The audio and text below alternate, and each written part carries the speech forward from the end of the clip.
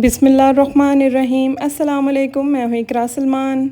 उम्मीद करती हूँ आप सब ठीक होंगे। आज बड़ी ही ज़बरदस्त चिकन की क्विक एंड फास्ट रेसिपी लेकर हाजिर हुई हूँ जिसे बनाना बहुत आसान है। जी हाँ, आज हम चिकन पकोड़ा बनाएंगे। चिकन पकोड़ा बनाने के तमाम सीक्रेट टिप्स आपके साथ शेयर करूँगी जिससे ना तो चिकन पकोड़े के अंदर कोई ब्लड नज़र आएगा और ना ही अंदर से कच्चा होगा, ना इसका कोई लंबा चौड़ा आपको काम करना पड़ेगा कि पहले बॉईल करें, इस तरह करें, उस तरह करें, कुछ भी नहीं करना।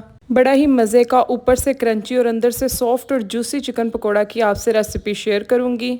इसके लिए सबसे पहले मैंने आधा किलो चिकन लिया जिसे अच्छे से वॉश कर लिया, सादे पानी से वॉश किया, कोई विनेगर कुछ भी नहीं लगाया। चिकन थाई के पीसेस मैंने लिए हैं, आप बोनलेस भी ले सकते हैं लेकिन चिकन थाई ज़रा जूसी ज़्यादा होता है। चिकन पकोड़ा बनाने के लिए हम चिकन की डायरेक्ट मैरिनेशन करेंगे। मैरिनेशन के लिए सबसे पहले मैंने एक अंडा शामिल कर दिया है, हाफ़ टेबल स्पून नमक शामिल कर दिया है, थोड़ी सी हल्दी शामिल कर दी है, हाफ़ टेबल स्पून कश्मीरी लाल मिर्चों का पाउडर शामिल कर दिया है, हाफ़ टेबल स्पून ज़ीरा पाउडर शामिल कर दिया है, हाफ़ टेबल स्पून खुश्क धनिया का पाउडर शामिल किया है और हाफ़ टेबल स्पून लहसुन पाउडर ऐड किया है। आप लहसुन का पेस्ट भी ऐड कर सकते हैं और इसे फ्लेवरफुल बनाने के लिए इसमें हाफ़ टेबल स्पून तिक्का मसाला ऐड किया है।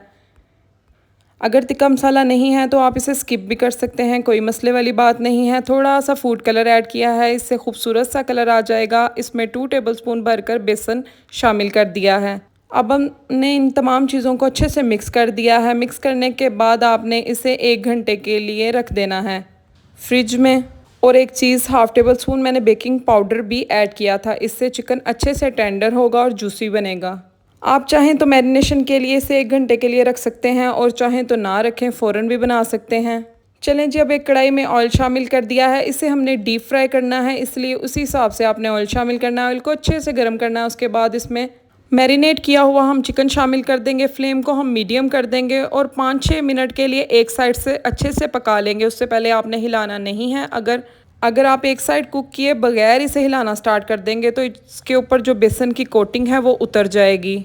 चलें जी, यहाँ पर मैंने तमाम पीसेस की साइड को चेंज कर दिया है। अब दूसरी साइड से भी हम 4-5 मिनट के लिए इसे पका लेंगे। टोटल 10 मिनट में बड़ा ही ज़बरदस्त टेंडर चिकन रेडी हो जाएगा। यहाँ पर 10-12 मिनट हो चुके हैं। आप देख सकते हैं कि ज़रा भी इसकी कोटिंग नहीं उतरी, ऑयल बिल्कुल क्लियर है, साफ़ है।